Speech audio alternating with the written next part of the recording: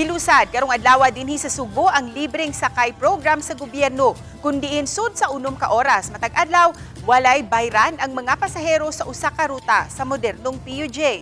Atong sayran sa live report ni Nico Sereno. Nico?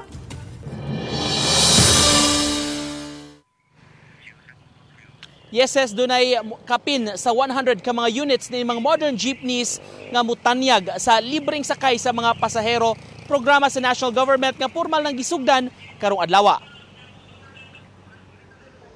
Gikan sa terminal sa Mandaue, tuyong misakay si Department of Transportation Secretary Vince Dizon sa modern jeepney. Alang kini sa formal nga paglusad sa libreng sakay program sa Sugbo. Nakikistorya siya sa mga pasahero ug nangayo usab og sugyot sa mga sumasakay. Ang rotang 01K sa Mandaue, pa-Orhelio sa Cebu City ug pabalik na sa Mandaue ang napili nga rota sa inisyal nga implementasyon. Moabot sa 115 ka mga modern jeepneys ning maong rota ang gisubsidize sa gobyerno ug kapin sa 300,000 pesos kada adlaw para ilibre ang pamiliti sa publiko. Ug nganong 01K ang napilian. Ito ang isa sa mga, in fact, it might be the heaviest route in the Tri-City area in terms of passengers.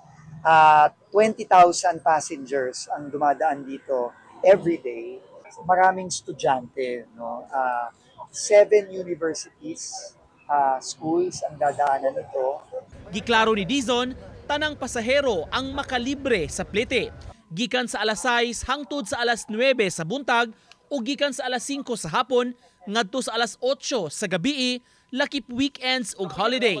Alam naman natin, life is hard, no? And the commute is hard, no? So if we can provide this libreng sakay dito sa Cebu and other areas throughout the country, malaking bagay yun. The President really wants to help our people just get by on a daily basis. Gisuwaya nato mismo ang pagsakay sa jeep ug ang mga pasahero mapahiyumon dihang nahibaw nga libre na ang ilang pagsakay. Hatag ko plate niya ningos indayaw na kay pre. Salamat na pud nga. Nga. Na libre po tanta. Pero ginot kamay. Oh, kay ko ang plate 15. Oo. Pero senior 14. Makatabang sa mga students labi na kanang Tagalagyo kay tanan niya kanang makukuha na dili makuha na mo ang allowance at least na kanang makuha siya nami matigong gamay ana.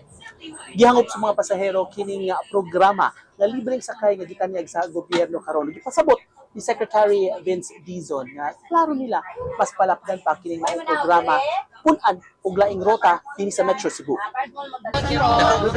Dako ning matabang ko yang libre. Ano man? Siyempre wala na mo. Libre na pamasahe. Oo. Libre na pamasahe.